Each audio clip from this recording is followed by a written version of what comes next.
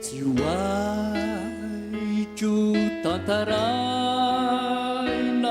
tompo ny herinao misy fasanady are sy ny eloko afaka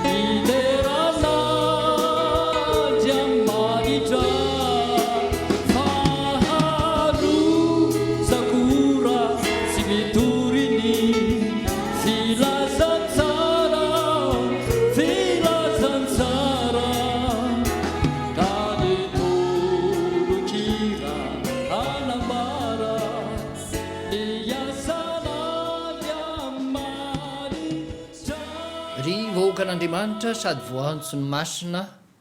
ho ampitomboina aminao reo mandrakarivany ny fahasoavana sy ny fiadanana avy amin'Andriamanitra raintsika sy Jesosy Kristy Tompo. Hanomboantsika izao fotoana izao dia ndeha isika ederasa ny mivoninahitra an'Andriamanitra amin'ny fiarahana mamaky ny salamo fahazato. Mibio an' Jehovah ary tany rehetra, manompo an' Jehovah amin'ny fifaliana, makanesa eo natreny amin'ny fiobiana. Aoko ho fantatrareo fa Jehovah no Andriamanitra. Izy nanao antsika ary azy isika, dia olony sy ondry fiandriny. Bedy ireo amin'ny vavadiny amin'ny fisaorana, ary eo akanjany amin'ny fiderana. Misaora azy, mankalaza ny anarany, fa tsara Jehovah, mandrakizay ny famindrapony, ary miatra amin'ny taranaka faramandimby ny fahamarinany. Amen.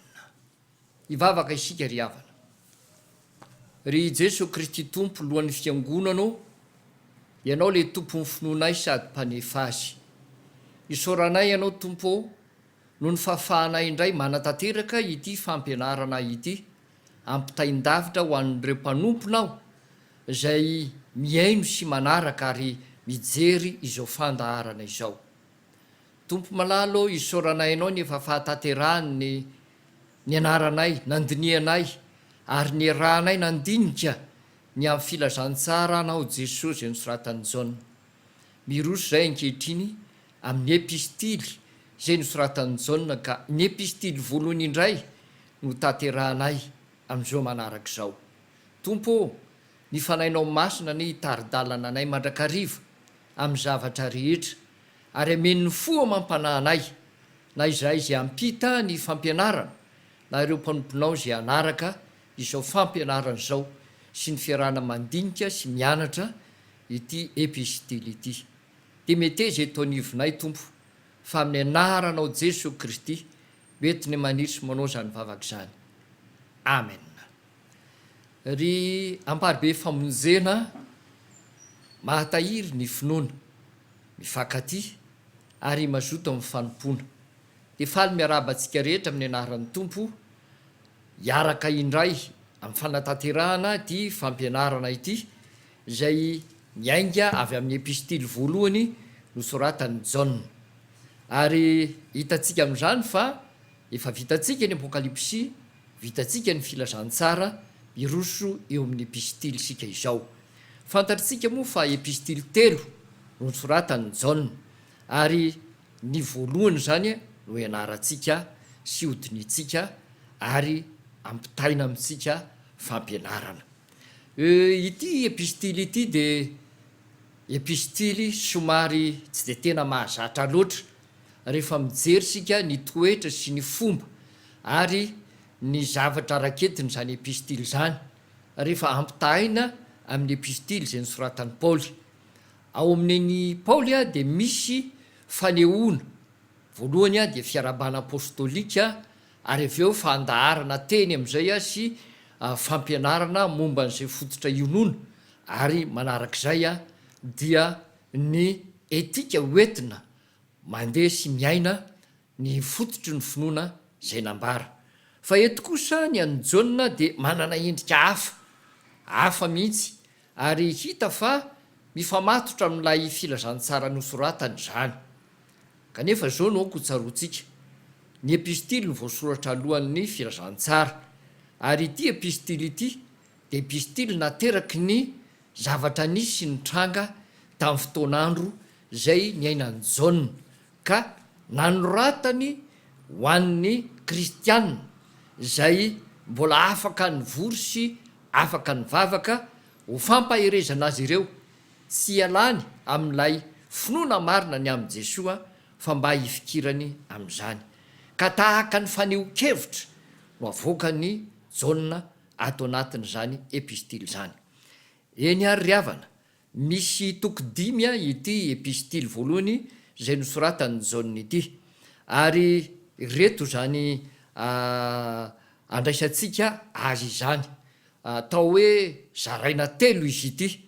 ka ny fizarana zay entina amintsika eto a de ny voalohany a dia ny atsoina hoe teny mialoha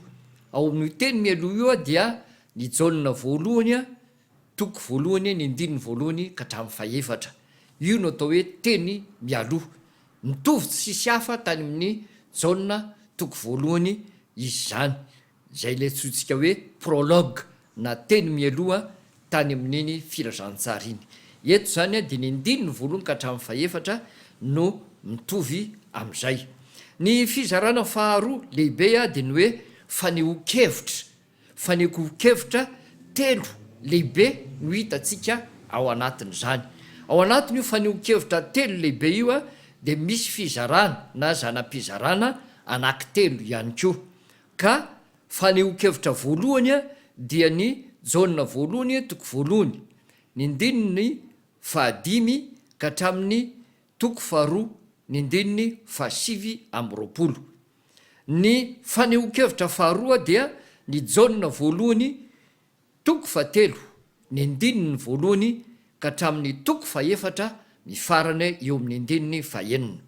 ary ny faneho-kevitra fahatelo a dia ny Jaona voalohany toko 4 manomboka amin'ny andininy 7 ka hatramin'ny toko 5 ka hatramin'ny andininy 12 farany. Ireo zany a lay zanam-pizarana telo faneho-kevitra telo ao anatin'ity atao hoe fizarana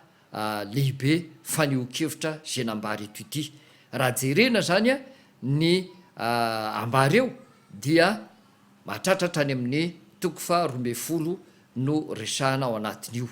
Ny famarana anazy zany a ny fizarana fahatelo lehibe farany a de ny hoe teny famaranana epilogue ny ilazana azy io kosa zany a dia manomboka eo amin'ny Jaona voalohany toko 15 ny andininy 17 ka hatrany amin'ny 20 io zany a no teny famaranana zay nataony Jaona zay tsisy hafa amin'ny hitatsika any amin'ny filazantsara zay nisoratany ihany. Zao sika de iroso avy hatrany a amin'ny fandaminana zay androsotsika azy ka anarahantsika izao fampianaran'izao. Ny fandaminana omena antsika de zao ny ataotsika zany a amin'ity andro voalohany ny am'izao epistily atao hoe voalohany nosoratany Jaona zao a dia ny teny mialoha sy ny faneho-kevitra voalohany no ataotsika zany hoe ny toko voalohany sy ny toko 2 ao amin'ity epistily voalohany nosoratany Jaona ity zay no ataotsika zao. Ny faharoa zany a amin'ny fotoana faharoa zany a de ny faneho-kevitra faharoa ary misy andraisana kely zany a izay zavatra zay hoe eo amin'ny Jaona voalohany a toko 7 manomboka amin'ny andininy voalohany ka hatrany amin'ny Jaona hatrany amin'ny toko 4 ny andininy 9 no ahitantsika izany faneho-kevitra faharoa zany ary ny faneho-kevitra fahatelo zany a dia ny hotanterahantsika zany a manaraka an'izay zany a dia ao amin'ny filazana ny amin'ny hoe rehefa ho tanterahana zany a de ny jauna voalohany a toko fahadimy ny andininy voalohany ka hatramin'ny faraiky am'roapolo mbola atolotra antsika ihany moa izany fandaminana zany a amin'ny fotoana isaky ny hiditra isika ary amin'ny fotoana zay amarana ihany ko hoe zao ndray novakitsika ary hodinitsika any an-trano fa io no resitsika amin'ny manaraka eto zany a dia andrositsika amin'ny fanazavana toy ny nataontsika ihany a dia fanazavana mamitona izany atao hoe fianarantsika izany a no tanterahantsika ny voalohany zany a de araky ny efa nambara teo zany de hoe teny mialoha zany hoe ny jauna voalohany toko voalohany andininy voalohany ka hatramin'ny faefatra dia teny mialoha io zay a no loha hevitra zay ihany koa no azo omena atsika ary ny faharoa zany a zay faharoa lehibe ao anatin'zany a dia ny jauna voalohany toko voalohany a manomboka amin'ny andininy fahadimy ka hatramin'ny faharoa ka hatramin'ny fahasivy am'roapolo io kosa zany a de misy fotokevitra efatra no aroso amintsika ao anatin' zany de toy zao zany eo amin'ny jauna voalohany toko voalohany ny andininy fahadimy ka hatramin'ny jauna toko faharoa ny andininy fahenina dia misy teny ao am'izay fanehoan-kevitra zay hoe mandehana amin'ny mazava sy amin'ny fahalalana an'Andriamanitra rimino satria Andriamanitra dia mazava sady efa nanambara ny sitrapony tamin'ny olony zay zany a no hita ao anatin'izay ny faharoa zany a de ny jauna voalohany toko faharoa miainga eo amin'ny andininy fahafito ka hatramin'ny andininy faraiky ambe folo teny fanamafisana ny fandianana amin'ny mazava amin'ny fitandremana ny didim-pitiavana androana ny maizina zay manajamba ny maso zay kosa zany a no hita sy votoatiny ny ambara ao anatiny io toko sy andininy io ny fahatelo a ao anatin'zany dia ny jauna voalohany a toko faharoa ny andininy faharoa ambe folo ka hatramin'ny fahafito ambe folo ny mitoetra ao amin'Andriamanitra no afaka amin'ny fitiavana izao tontolo izao zay feno filana mamitaka nefa tsy maharitra fa izay ao amin'Andriamanitra ihany no maharitra mandrakizay ary ny fahafito ny faefatra farany ao anatiny zany fizarany zany a dia ny jauna voalohany toko faharoa ny andininy fahavalo ambe folo ka hatramin'ny fahasivy am'roapolo zao kosa no lazaina sy ambaro ao anatin'zany fotoana farany zao ka raiso ny fanananina rehetra natolotra mba tsy ho tahaka ny namana zay niala tao amin'ny fiangonana ka tonga antikristy ny mino dia manana ny fanahy masina alalany ny zavatra rehetra ka tsy ho voafitaky ny lainga eo am'izao tontolo zao izy ary anana fanantenana ao am' Kristy ny mino amin'ny fiaviany Jesosy am'kery sy ny voninahitra indray zay zany a no atao hoe fanazavana kapobeny ny amin'ity zay atao hoe ambara ao anatin' zany atao hoe fiaingatsika voalohany zany hiditritsika ao amin'ny fanazavana ny teny sarotra sy ny valin'ny fanontaniana zay napetratsika mpianakavo ny finoana sivy eo a ny atolotra atsika satria ao ny teny sarotra zay nisy fanontaniana mipetraka ary de mamaly an'izany ao anatiny ao a ny mpitandrina ary eo kosa zay teny mpitandrina tonga de hatolotra fotsiny na tsisy nanontany aza satria ilaitsika ao anatin'ny fahalalana ity epistily ity sy ny votoatiny raha dinihana io epistily io a ary ity fizarana voalohany etitsika ao anatin'izao fanokafana nyty jauna voalohany ity zao dia ny teny mialoha zany hoe le jauna voalohany toko voalohany ny andininy voalohany ka hatramin'ny faefatra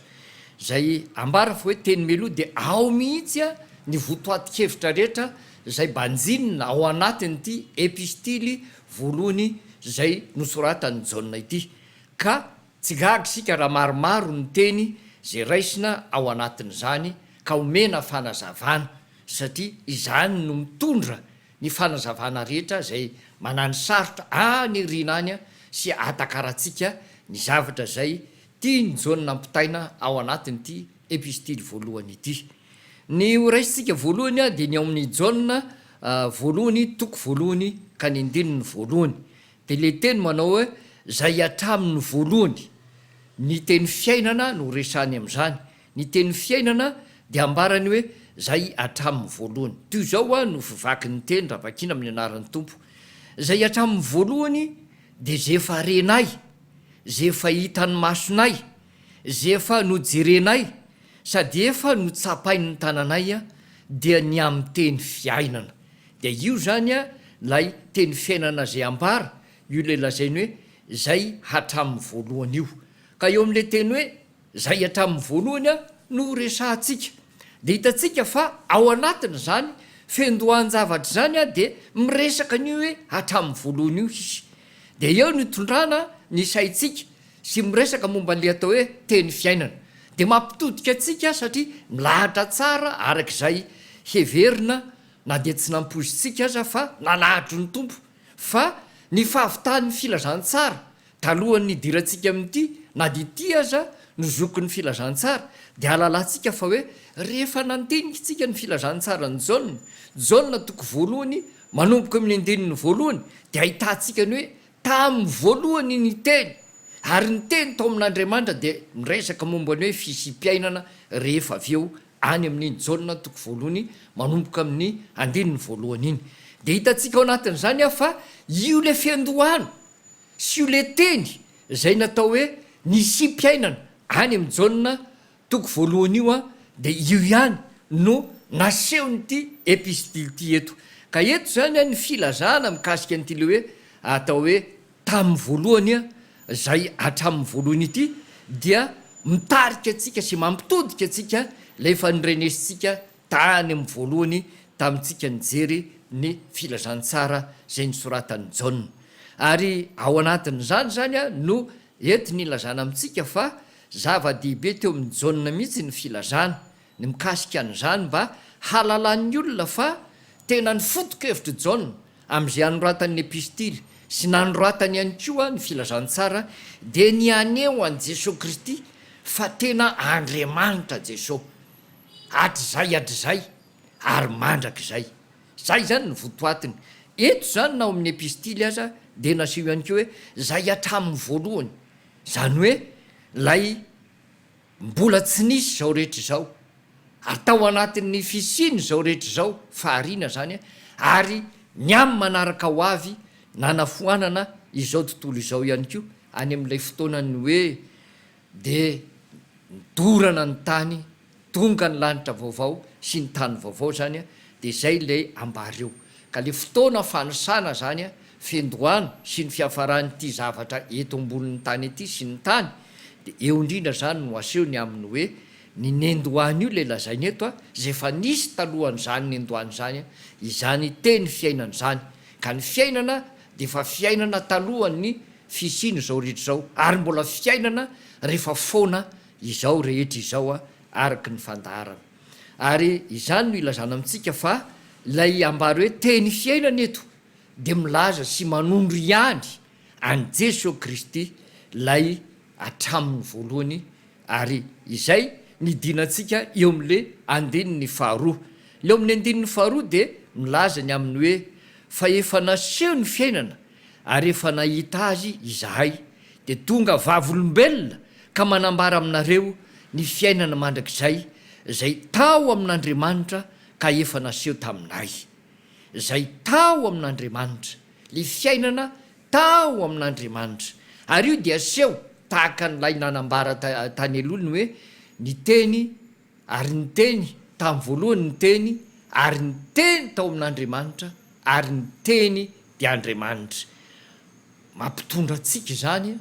hieritreritra hoe manao ahoana tokoa moa fa hay tena Jesosy mihitsy no resahany eto. Ka raha vo atao anatrentsika miaraka ny jaona toko voalohany sy ny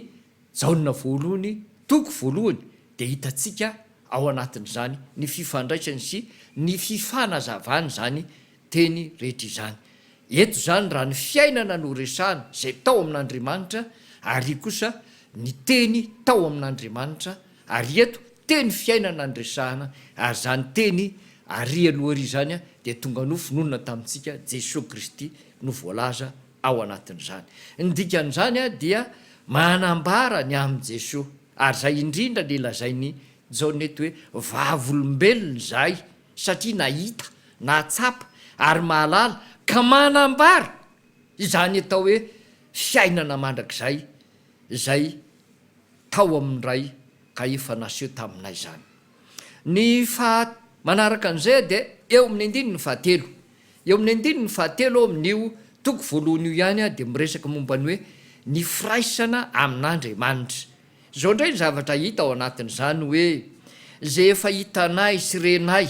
no ambaranay aminareo mba hahazaonareo firaisana aminay koa ary ny firaisanay dia amin'ray sy am' jesosy kristy zanany zany hoe eto zany a jaona dia mitaona ny olona manentana ny olona anapiraisana aminy amin'ny fieverina sy fandiniana ary ny fandraisana izany ambarany zany ka ary asehony koa fa zany firaisana amin'izany a dia mitondra makany amin'ny firaisany io olona io koa amin'andriamanitra ray sy am' jesosy kristy zanany satria ny firaisana ao am'ireo zay efa ninireo dia firaisana amin'ny ray sy ny zanaka satria efa miray am'ray sy ny zanaka izy ireo am'izay fotoan'izay a ny firaisana zay lazainy eto a dia ambara amin'ny teny atao hoe voambolana teknika zany ny lazana azy na teolojika zany hoe koinonia zany hoe raha amin'ny teny grika izy zany a dia zay ny lazana azy amin'ny teny frantsay moa izy dia hoe communion zay entin'ny katolika sy ampiasaina amin'ny filazan-javatra samihafa ao anatiny atao hoe mahazava-dehibe ny eukaristia zany hoe ny fandraisana fanasan'ny tompo io teny grika io zany a amin'ny grika klasika zany a dia miresaka fifandraisana eo am'mpivady zay ny tena resahana ao anatiny ao eo am'mpivady ary zany no mahatonga ny hoe rehefa nampiasa n'io teny io paoly dia miresaka ny amin'ny fiangonana sy jesosy kristy ho tahaka ny mpivady zany hoe endriky jesosy kristy sy ny fiangonana ny fanambadiana satria nampiasaina io teny hoe koinonia io na communion firaisana io ny dikan'izany dia ny hoe raha everiny zany atao hoe firaisana ny amin'ny atao hoe fanambadiana zany eo amin'ny olombelona dia zany ny atao hoe tena firaisana lalina sy azo lazaina fa tena hoe misy fiombonana tena tsy azo atao hoe visa fisaina mihitsy ny fifandraisana ao anatin'izany ary izay indrindra ny tiana ampitaina eto hoe ny fifandraisan'ny mino ao amin'ny andriamanitra ray sy jesosy kristy zanany dia tena izany fifandraisana lalina zay tsy azo visa fisain'ny sainy zany no ao anatin'izany fifandraisan'izany ary zany no tao amin'ny jaona eto mba ho azony olona ka andraisan'ny olona ny filazantsara sy ny teny sy ny afatra ary atonga azy anana firaisana am'izay efa ao amin'i kristy ka ho tonga ho amin'izany satria io fifandraisana io zany a dia firaisan'ny mino amin'andriamanitra ray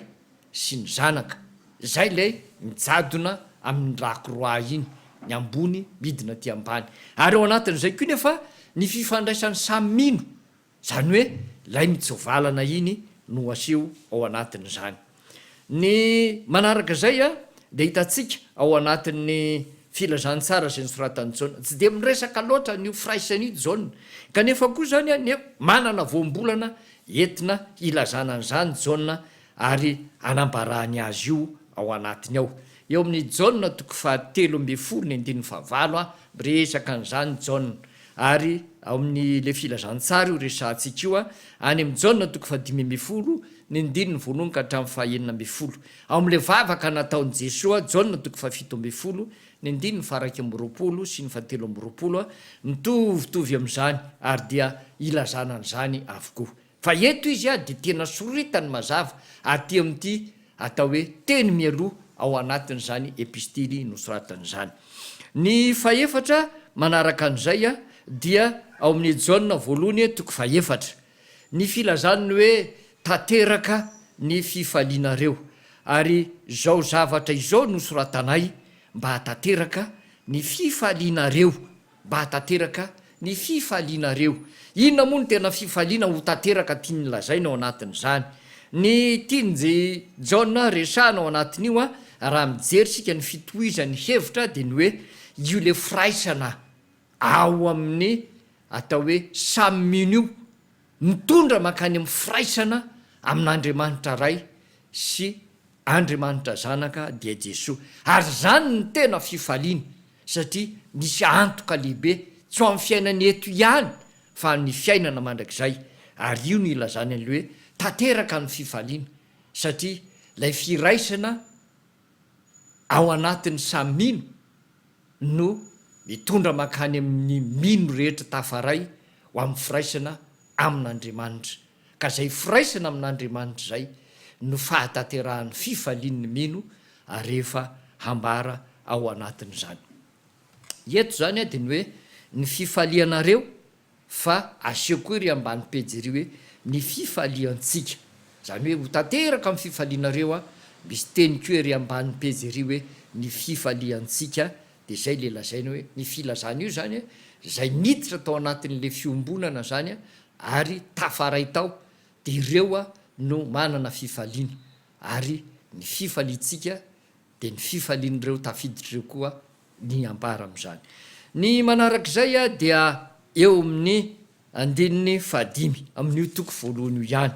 ny firesahana momba ny atao hoe mazava toy izao no filaza ao anatin'izany hoe ary izao no teny renay taminy ka ambaranay aminareo andriamanitra de mazava ary tsy misy maizina akory ao amin'andriamanitra andriamanitra de mazava ary tsy misy maizina akory ao amin'andriamanitra zany teny zany a dia entina maneo amintsika fa misy zava-dehibe tiany jaona hatongavanao ndene ho raisintsika kely reto hoe fa jaona mihitsy ny tena mampiasa ity teny ity misy fomba telo zay etiny jaona ilazana ny momba an'andriamanitra telo zany a no hitantsika zay anambarany ny momba an'andriamanitra ao zany aloha ty voalohany ty le hoe andriamanitra de mazava fa ao ihany koa ny filazany jaona zany ny hoe andriamanitra de fitiavana andriamanitra de fitiavana io de hitantsika ny mijaona voalohany toko faefatra ny ndininy fahavalo dia ny ndininy fahenina amby folo ary ko zany a ao koa ny ahitantsika zany le hoe andriamanitra dia fanahy andriamanitra dia fanahy io de hitantsika ao mijaona toko faefatra ny ndininy faefatra am'roapolo any amin'ny filazantsara kosa ny lazany an'izany reny filazana momba an'andriamanitra reny zany a de etiny jaona tia nampitana amin'ny olona ny hoe arakaraka io fomba ilazany azy io a de misy heviny sy misy dikany mampiavaka an'andriamanitra arak'izay tiany jaona ho fotokevitra iainan'ny olona amin'ny fahalalany momba an'andriamanitra jereo tsara tao anatin'le filazany hoe andriamanitra de fanahy de zao no ambarany jaona ao anatin'izay zay tena mpivavaka de mivavaka amin'ny fanahy sy ny fahamarinana zany hoe ianao zany raha mivavaka aza mivavabavaka fotsiny fa tena hoe ny vava amin'ny fanahy le fanahinao lazainao io sy ny fahamarinana le fahamarinana fantatrao io resahan'io io de eto indray zany izy de miresaka mombany hoe andriamanitra dia mazava ka inona ny hevitra le mazava ao anatin'izay mba tonga anao anana an'le fahazavany satria zay le ambarantsika iry le hoe mandehana amin'ny mazava mandehana amin'ny mazava ny fandehananao amin'ny mazava zany a ny alalanao momba an'andriamanitra sy iainanao ary iraisanao amin'andriamanitra ary atonga anao tafasaraka amin'ny maizina ka izao le mazava zay lazainao anatiny ao io mazava io a de entina nehoana ny fahatsaran'andriamanitra rehetra ny fahatsarany rehetra no ambara ao anatin'izany ao anatin'izany koa ny voninahiny rehetra zay ny lazanany am'le hoe nisy mazava lehibe ary io mazava io a de mazava tsy azo atonina ary tsy azo ny maso hatrehiny akory zay misy sy tontolo misy an'andriamanitra ka ny filazanan'zany de ny voninahitr'andriamanitra zay tsy hita pesipesena manaraka an'izay a dia ny fahamasinan'andriamanitra ilazana ihany ko zany mazava zany zay tsy azony aizina atonona ary mandroka ny aizina zany mazava zany mazava zany ka maneho ny fahamasinana satria ny fahamasinana de mandroka zay rehetra tsy masina zay rehetra maloto zay no resana ao anatiny zany fahamasinana zany ary ko mbola manambara ny amin'ny atao hoe fahamarinana zay le hoe mazava zany teninao zany ho sika satria marina lizy ary azo tsara ary erahana miaiky ny fahamarinana zany teny zany rehefa miresaka zany tsika mazava zany teninao zany ary zay le isehoany le hoe ao koa ny filazana sy fanambarana fanehoana ny fahamarinan'andriamanitra amin'ny fanambarana ity atao hoe mazava ity ary manarak'izay dia ny fitiavan'andriamanitra mazava ihany ko ambara aseho anatin'zany ary ny manarak'izay de ny hoe ny famonjen'andriamanitra sy ny fahataterahan'andriamanitra amin'ny lafiny rehetra de aseho ao anatin'ny filazana ity atao hoe mazava ity ihany ko ankapobeny reo lazaiko reo fa rehefa entina hidina any amin'ny tsipriny isika tsy vita eto aloha fa rehefa miona ny rinany a de lazaino amitsika fa misy karazany hoe ao zany ny atao hoe référence raha ijery anao ny référence ty atao hoe mazava ty ka ambarany jaona eto am'ty epistily ty de misy zavatra atolony ao anatiny ao sy ny momba n'zany raha ao zany ny hoe ahoana indray ny symbole de misy mbola atolony ihany ko ao anatin'zay ary raha ijerindray anao hoe ahoana ny fiatrany dia misy mbola hevitra atolony ko ao anatin'zay reo karazana telo reo aseho ao anatin'ity mazava ty avokoa fa nakapoka ao anatin'zay fomba filazana kapobeny no tononona sy ny tany saina tamintsika teo zay a ny fomba zay anehoana sy ilazana amitsika inona ny atao hoe mazava araky ny veriny jauna atao anatin'zao epistiliny zao ka nosoratany zay zany a no ambara amitsika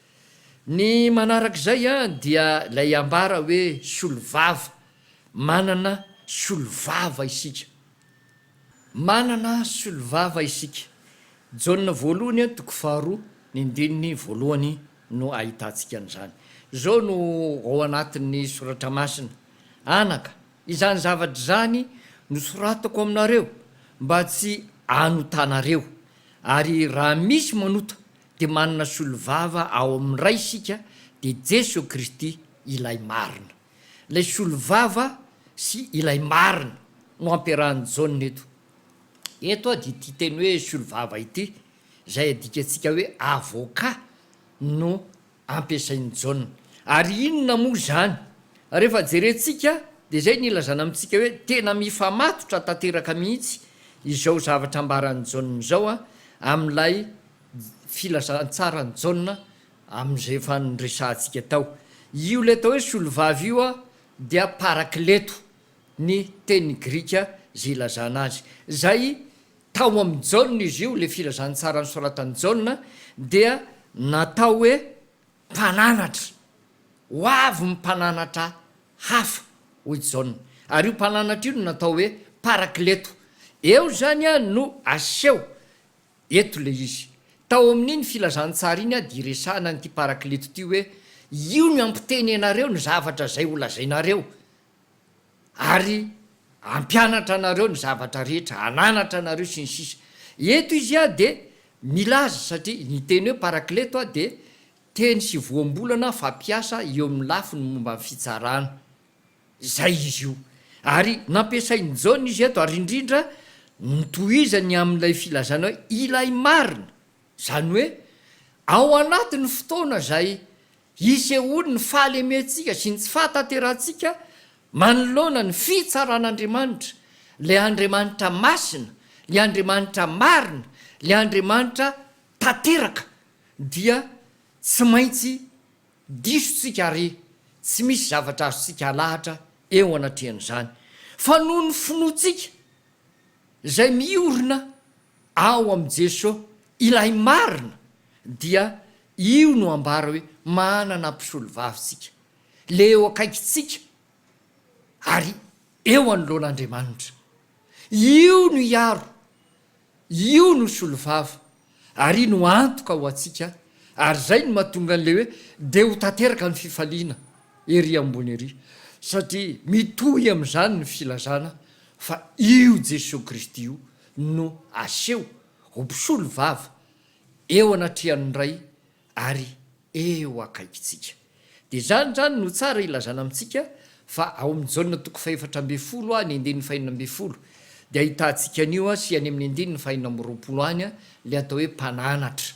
ary dia eto izy zany de tena omena n'lay anarana mihitsy hoe solo vava parakleto na zay koa zany ny lazana azy hoe eo anatrehan'ny fitsaran'Andriamanitra zay marina sady masina no tanteraka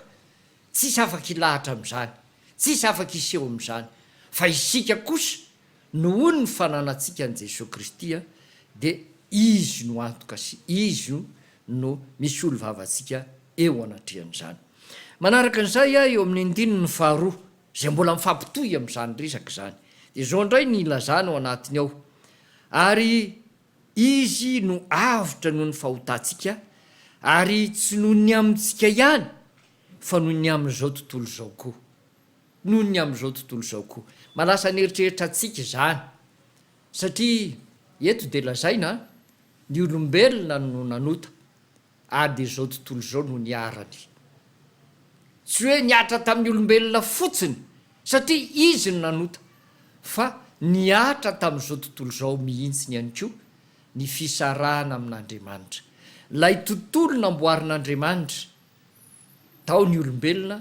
de simba niaraka tamin'ny olombelona noho ny fahotan'ny olombelona tafasaraka amin'Andriamanitra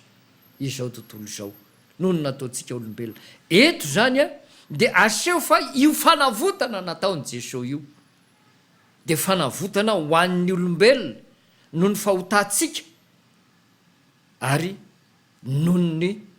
fahavoazana ny tranga sy nisy ny anjady tamin'izao tontolo zao koa zao tontolo zao kosmika nresahana ao anatin'izany fa tsy zao tontolo zao ny olona sy velan'ny kristianina akory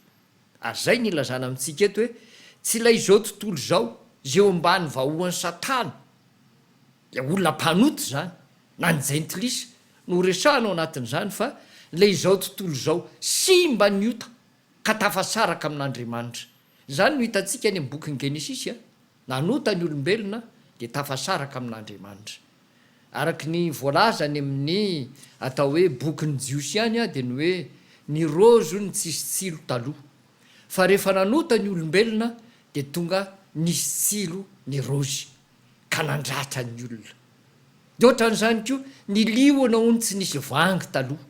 fa rehefa nanota ny olombelona de lasa naniry vangy ny biby zay manaikitra tahaka ireny ary lasa ny fandrafy ny olombelona sy ny tontolo ny ainany ny biby sy ny olona ary na ny zava-maniry koa aza nateraka zany de nateraka zay de ny hoe misy zany ao anatin'ny zava-maniry azy lasa pozina ka raha ho an'ny olona de mahafaty azy de toy izay koa hoe ny olona rakakerin'ny moka zany de vonintazo ary rehefa tsy mitsabo tena vonintazo mahery de maty ny olona zany eo anatrehan'ny coronavirus satria bibikio io dia rehefa tsy voatsabo de vonono zany zavatra zany eo zany ny resantsika n'le hoe le kosmosy zany hoe le voahary zay noarina niaraka tamin'ny olona ka nanota ny olona dia voany zany atao hoe fahasimbany zany koa ka ao amin'ity atao hoe fanavotany Kristy ity no isehony ny fiverenana indray ao amin'Andriamanitra ary zay ny andraisako an'io teny io ilazana amintsika satria misy zavatra anankiroa tsara ho fantatritsika ao anatiny ao ny teny sy voambolana zay nampiasaina ao anatiny io de zao le avitra zany io avitra io zany de misy teny anankiroa amin'ny teny frantsay ny andikana azy de izao ny voalohany zany de le hoe avitra de hoe expiation amin'io expiation io zany dia fisoloana voina fandoava-trosa zay zany no resana ao anatin'izany ary nateo amin'ny jiosy koa aza de zany nisy filazana ny amin'ny atao hoe avitra amin'ny fanatera-panatitra avitra fisoloana ny zava-bita ratsy zany mba tsy hiatra amin'ny tena ny fitsarana fa mba hiatra amin'ny zavatra hafa de baka biby zany a de iny biby iny a no atao sorona mba ho voavitra ianao am'izany zavatra zany. Zay zany le hoe misy olo voina. Fa ny faharoa de ny hoe atao hoe fanaty atao hoe fanatony pahatezerana, fanatony pahatezerana. Zany hoe Andriamanitra zany eo anoloany ny fahotantsika de tezitra Andriamanitra. Ary zany fahatezeran'Andriamanitra zany a no ampiarany eo am'izay hitsaran'ny olona ka andraisan'ny olona ny valiny zany fahotana nataony zany araky ny fahatezeran'Andriamanitra. De io kosa zany a no atao hoe propitiation zay ny ilazana azy. Le ray zany expiation, ity kosa propitiation, zay kosa zany ny ilazana azy. Io teny io zany a de teny grika mihitsy izy io a no navadika teny frantsay. Ary zany zavatra zany a no ilazana ary ambany pejy hoe fanatony pahatezerana lay izy. Ka ny fanavotana zay atao eto de hoe eo anoloany ny fahatezeran'Andriamanitra ny fijoroan'i Jesosy Kristy avoka na mpisolo vava de mahatony ny ahatezeran'Andriamanitra. Isika eo akaikin'i Jesosy manoloana an'Andriamanitra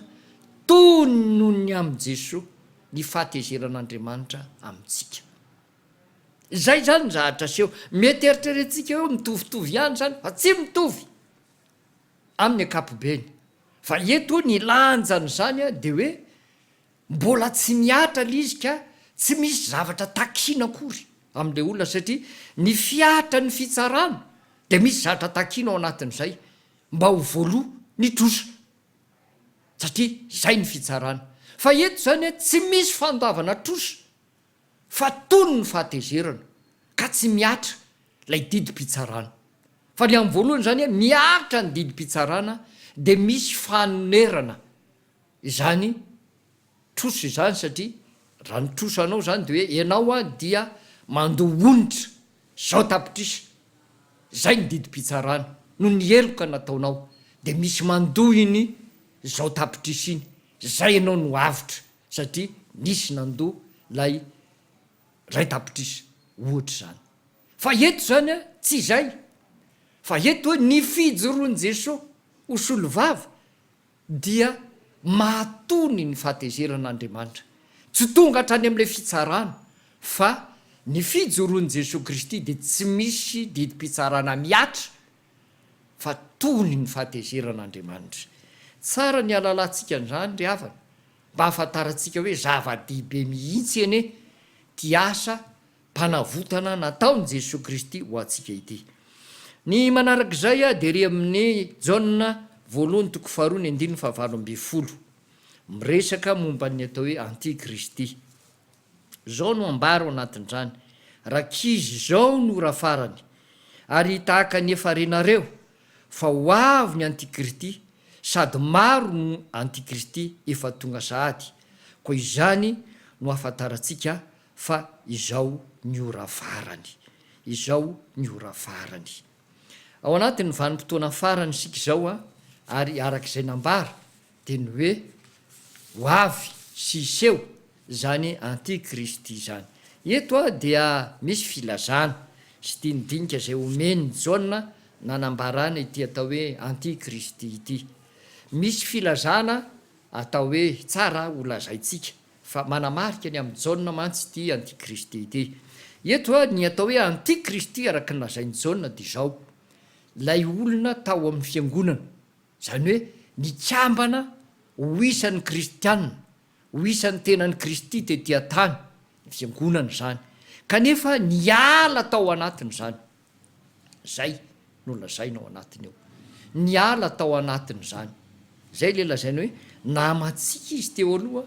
fa niala tao amintsika izy, ary efa niala tao amintsika izy a de lasa manohitra atsika, ary tsy manohitra atsika fotsiny fa manohitra tanteraka sy mametraka ny Kristy ho fahavalony. Zay zany a no ilazana azy hoe mametraka ny Kristy ho fahavalony. Zay no mahatonga azy hoe antikristy. Indikan'izay zany a dia ny olona zay efa nahalala, efa nahafantatra,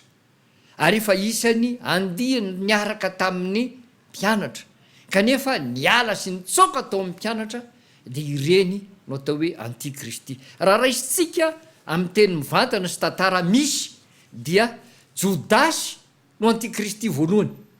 Jodasy no antikristy voalohany. Inona ny zavatra mitranga? Tonga dia azontsika tsara ny sary. Jodasy dia mpianatra Jesoa,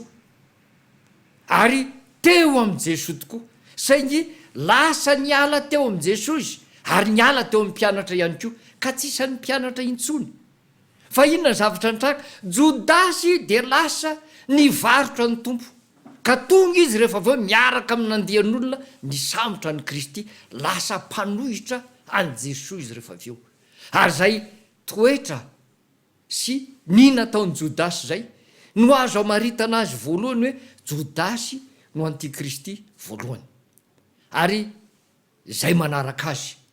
ka manana ny toetra ny Jodasy zany a, dia ireny no atao hoe antikristy. Ireny no atao hoe antikristy. Izay teny zay a no nalaina, nasiana hevitra, ary natao hevitra teolojika, ka nilazana fa ny atao hoe antikristy ho tonga dia nantsoina hoe Satana, tonga nofo, ka miseho ety ambany masoandro. Satana tonga nofo, ka niseho ety ambany masoandro. Inona natonga n'izany hevitra zany? Natonga n'izany hevitra zany dia Satana no fahavalo, fahavalon'Andriamanitra hatramin'ny voalohany, fahavalon'ny Kristy hatramin'izay, ary ny anohitra ny Kristy mandrakariva, zany no ataony. Ka ny olona te anohitra ny Kristy dia io no esany devoly, ary aseho anaty tantara zany hoe, ary rehefa nivoaka Jodasy dia tamin'izay no niditra tao aminy Satana, ary tonga tsy andiny niaraka tamin'ny mpianatra intsony izy, fa lasa antikristy, satria Satana tonga nofo. Ny s'incarné isika amin'ny teny frantsay, tao amin'ny Jodasy Satana, ary zay nisehony ny antikristy, ma-antikristy voalohany any Jodasy. Amarana azy isika ny amin'ny tia dia eo amin'ny andininy fa 7:20. Jaona voalohany toko 2 fa 7:20. Tio zao a ny vovaky ny teny raha vakina amin'ny anaran'ny tompo a izany teny izany. Ary ny aminareo dia lay ositra no raisinareo taminy no mitoetra ao aminareo, ka tsy mila ampianarin'olona ianareo, fa satria ny ositra avy aminy no mampianatra anareo ny zavatra rehetra, sady marina fa tsy lainga izany, dia mitomoera ao aminy anareo araka ny nampianarany anareo. Izany andiny tsoratra masina zany a no andraisantsika ity atao hoe ositra ity. Miresaka momba ny atao hoe ositra eto a i Jaona, ary fomba anankiray Jaona dia manana voambolana betsaka mihitsy a. Hitantsika zao tary aloha le miresaka momba ny hoe solovava, dia namparany Jaona tany ny hoe mpananatra hafa. Eto indray zany a dia miresaka Jaona momba nyty atao hoe ositra ity. Rehefa miresaka ositra zany a dia toy izao no zavatra tsy maintsy jerevantsika ao anatin'izany. Telo tao amin'ny fotoanan'ny atao hoe tany amin'ny fanekena taloha no mahazo sy anatanterahana ositra, dia ny mpanjaka, ny mpisorona ary ny mpaminany. Io moa dia asa telo zay nitanterahany Jesoa, ka nahatonga ny anaran'i Jesoa nomena an'le titre hoe Kristy, satria ireo asa ireo mihitsy nitanterahany Jesoa tety, na ny Mesia ozy izy ny Hebreo. Dia zay zany le izy. Rehefa avy eo dia niteny amin'izay a, satria ao anatin'ny fanatanterahany an'izany dia ny hoe rehefa andeha Jesoa dia ho avy ny fanahy masina. Ka io fanahy io zay mitondra an' Jesoa Kristy feno fanahy mandrakariva, ary io no miasa anatanterahany ireo asa telo ireo, sy anatanterahany mpanjaka sy ny mpisorona, ary ny atao hoe mpaminany ny asa de ny fitoerany fanahin'andriamanitra ao aminy ary zay no atao hoe ositra ny olona mena ositra zany dia ampanaovina asa manokana ka mandray io ositra io de ny fanahin'andriamanitra anatotozany izany azy zany eto zany de ampiasain'ny jaona zay voambolan'zay ampiasain'ny jaona zay voambolan'zay ilazana ny aminy atao hoe fanahy masina ny fanahy masina miasa ao anatin'ny olona ny fanahy masina zay mampafantatra ny olona ny zavatra rehetra ny fanahy masina zay mampianatra ny olona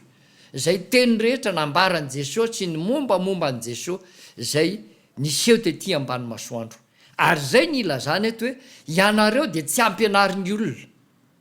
ary tsy makasaina avy amin'ny olona fa io fanahy masina andriamanitra io no mampafantatra anareo ny zavatra rehetra ny tsara rehetra ny marina rehetra zay afahana mame voninahitra an'andriamanitra sy ny sisa ka hitoeran'lay fahalalànany hoe andriamanitra dia mazava io fanahy ositra zay raisinareo io ny afahanareo ihany ko matandrina ilay didim-pitiavana zay lazaina rehetrarehetra tany aloha tany ary io fanahy masina io no hitarika anareo amin'ny zavatra rehetra zay ataonareo io fanahy masina io no hahatonga anareo hiavaka amin'izao tontolo zao ary ahitanareo fa zava-dehibe tokoa ny nandraisanareo an' jesosy ho tompo sy andriamanitra eo amin'ny fiainana nandraisana ny fanahy masina ka hananana ny fahalalana tsara ny am' jesosy ka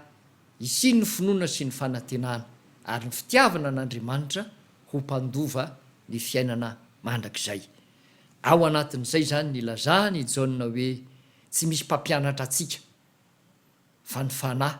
de ny fanahy masina zay ositra ao anatsika zany ny mampianatra atsika iavana malala ao amin'ny tompo sao anao mieritreritra ihany ko satria tsy maintsy ahitsy ny toetsaina zay misy hoe tsisy zany ilana andry pastera fa rehefa manana fanahy masina de tonga de zay de vita ilaina ihany ireny ary ny ilaina satria zay ny mahasa an'andriamanitra ity asa tanterahantsika ity satria amin'ny alalan'ireny mpanompony reny zay irahany ireny andriamanitra no mampafantatra atsika ny zavatra ary ho hitantsika ny filazany jaona any riny any aminy hoe zaho toetra ny fanahy na avy amin'andriamanitra reny na tsy satria misy fanahy mety hiteny zavatra hasamy hafa de hita ao anatin'izany fa ny fanahin'andriamanitra de mampiteny ny mpanompon'andriamanitra ary zay teny avy amin'ny mpanompon'andriamanitra zay ny fanahy masina ao aminao no alalana hoe zay no izy zay ny marina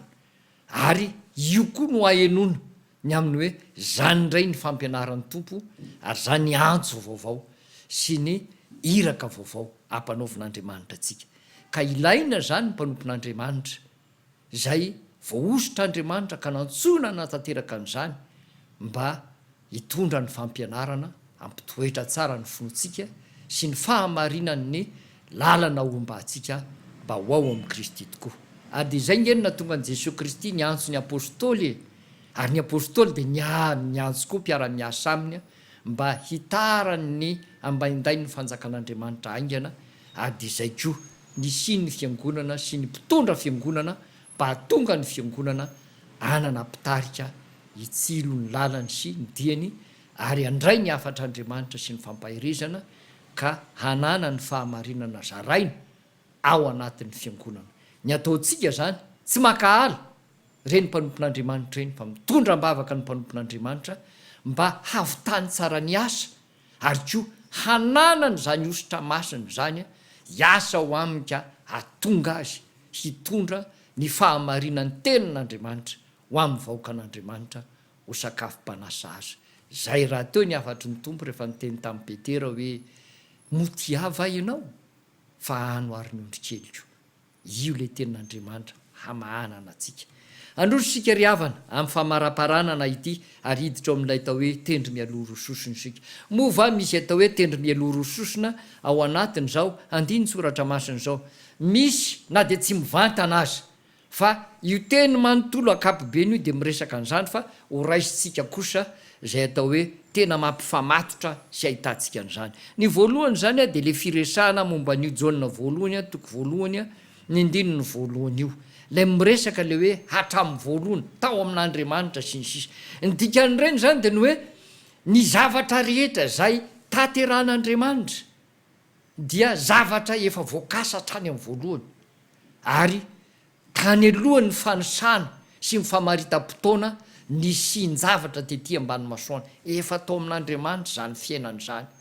ary io fiainan'io a no napetraka andriamanitra sy nampidirin'andriamanitra ary nisy ny fiainana teto amin'ity zao tontolo izao ity zay no arian'andriamanitra ary iza moa zany fiainana zany jesosy kristy io teny fiainan'io ary ny momba n jesosy kristy de tendry mialoha rososina iza moa no afaka manatona an' jesosy ary zay le hoe tsy maintsy mifamatotra ireo filazantsara sy ity epistily ity alalantsika inona ny votoatiny tia ny jaona resahana sy tia ny ampitaina ao anatin'ny filazana izao epistily zao sy reny filazantsara no soratan'ireny de mifamatotra tokoa ka rehefa azonao ny votoatiny jaona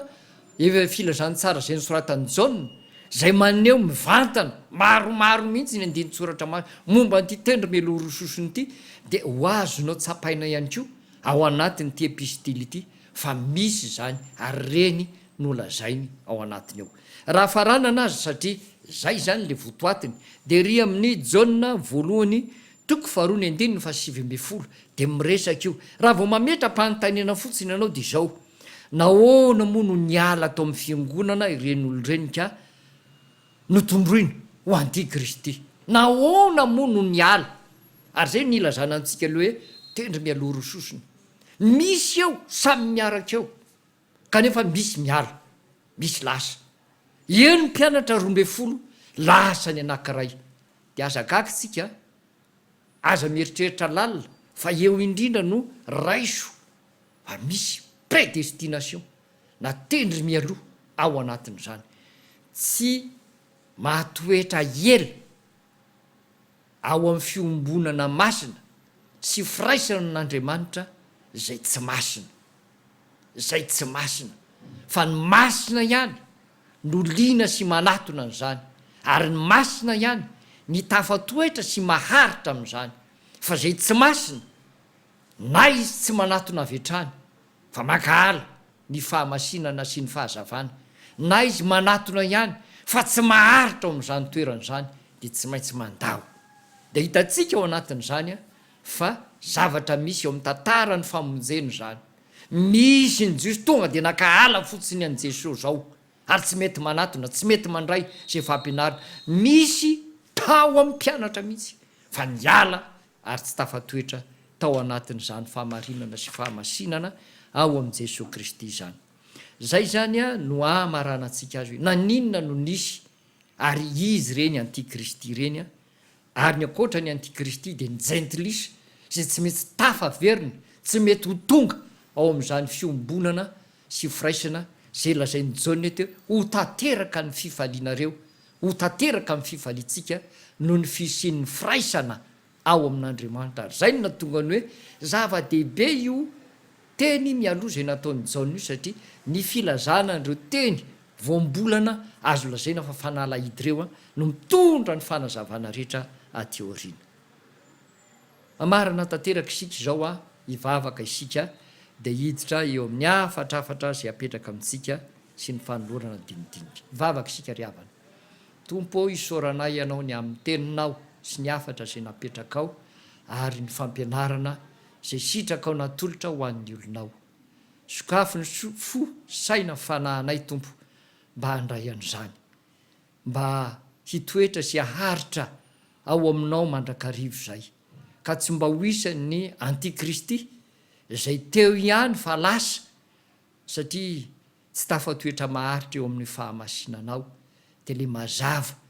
zay anehoana ny mahandriamanitra ny fahatsarana rehetra ny voninahitra rehetra sy ny fahamasinana ary ny fahamarinana rehetra anao tompo ndreo ny olonao aza velanao mpiaino manadino hoe fa ataovy mpiaino makatokosa ka ho isan'izay olona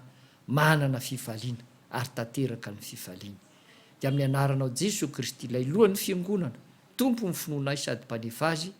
noentinay maniry manao izany vavaka izany, ka varana anay izao vavaka izao amin'ilay vavaka nampianarinao manao hoe rainay izay any an-danitra, ho masinina ane ny anaranao, ho tonga ane ny fanjakanao, atao ane ny sitraponao, ety an-tany ho tahaka ny any an-danitra. Be ho anay izy anasazo anay ary mamelany elokay tahaka ny namelana izay meloka taminay. Aza mitondra anay mifakapanahy, manafahanay amin'ny ratsy, fa anao ny fanjakana sy ny hery ary ny voninahitra mandrakizay.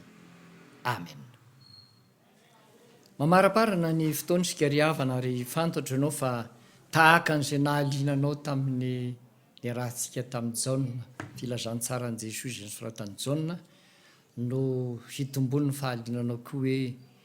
manahoana izany Jaona voalohany izany sy ny Jaona faharoa ary ny Jaona fahatelo. Ny arahantsika indray amin'ny fotoana manaraka dia ny Jaona voalohany toko fahatelo, Jaona voalohany toko fahatelo, ny ndininy voalohany ka hatramin'ny Jaona voalohany toko fahaefatra, ny ndininy fahaenina. Mbola soratana eo ambany io moa izany. Jaona voalohany toko fahatelo, ny ndininy voalohany hatrany amin'ny Jaona toko fahaefatra, mifarana eo amin'ny ndininy fahaenina. Zay zany any no vakitsika indray any trano mba ahafahantsika manaraka ny fampianarana sy ny fiarahantsika mandinika ny soratra masina. Faharoa dia manentana antsika ry havana amin'ny asa iombonana iarahantsika mpianakavy finoana amin'ny fanadiovana ny tanàna ny fiangonana. Io dia tanterantsika amin'ny asabotsy ho avy izao, ka dia manentana antsika rehetra mba hanatanteraka izany isika mba hatonga ny asa izay iraisantsika anderaka izay tokony ho izy. Manaraka an'izay efa manomboka izao ny fanateram-bokatry ny fiangonana, dia manentana anao sady hitrotro ambavaka no handray anjara amin'izany koa arak'izay azo atao. Ka ny ilazantsika n'izany dia ny hoe fanaty sitrapo io, ka amin'ny mahafanaty sitrapo azy dia arak'izay nitahin'Andriamanitra antsika, arak'izay nanambinan'Andriamanitra antsika, dia toy izany koa nanatanterantsika izany fanatitra izany. Ry havana malalo amin'ny tompo, fantatritsika fa tsy mora niatrika izany atao hoe coronavirus na covid-19 izany. Zasy ianao nefa dia nomen'Andriamanitra tombonandro mpahasoavana. Ino no avaliko ny soa izay nataon'i Jehovah tamiko, anefa nivoadiko amin'i Jehovah. Aoka ho toe-tsaina tahaka izany no entintsika manatanteraka ity atao hoe voka-dehibe ity. Eto azany dia milaza amintsika hoe aza manao fanatitra kainy, fa atao fanatitra abela no tanterantsika. Ny fanatitra kaina dia zara fa vita, kanefa rehefa nanatanteraka izany dia lasa tonga nanam-pialonana ny siny faratsitsaina tao anatiny, ka namonony ty rahalany izay nanao ny fanaty sitrapo, fanatitra ny fanaraka tamin'izay nandrasa ny Jehovah Andriamanitra, ka dia nankasitrahan'Andriamanitra. Toy izay zany no anentanana antsika hoe ataovy arak'izay heverintsika fa mahasoa, mahamety ary azontsika ijoroana tsara ho vavolombelon'ny tompo eo anatrehan'Andriamanitra sy eo anatrehan'ny zao tontolo izao eo amin'ny fiangonantsika. Amarina tanteraka izao fotoana izao isika mangataka anao sy manasanao mba hitsangana handray ny tsodrano izay ho tononona amin'ny anaran'ny tompo. Ho tanteraka aminareo ny tsodrano izay tononona amin'ny anaran'ny tompo. Ny fiadanan'Andriamanitra izay mihoatra noho ny fahalalana rehetra hiaro ny fonareo sy ny hevitrareo ao amin'ny fahalalana sy ny fitiavana n'Andriamanitra sy Jesosy Kristy zanan'ny tompontsika. Ho an'Andriamanitra ery any ny voninahitra amin'ny anaran'ny Ray sy ny Zanaka ary ny fanahy masina. Amen.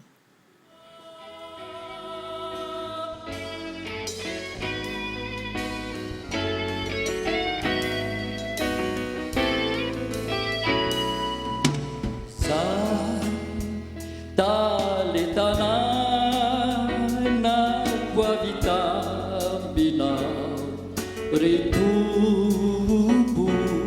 muzi o ampiasa wetiku manu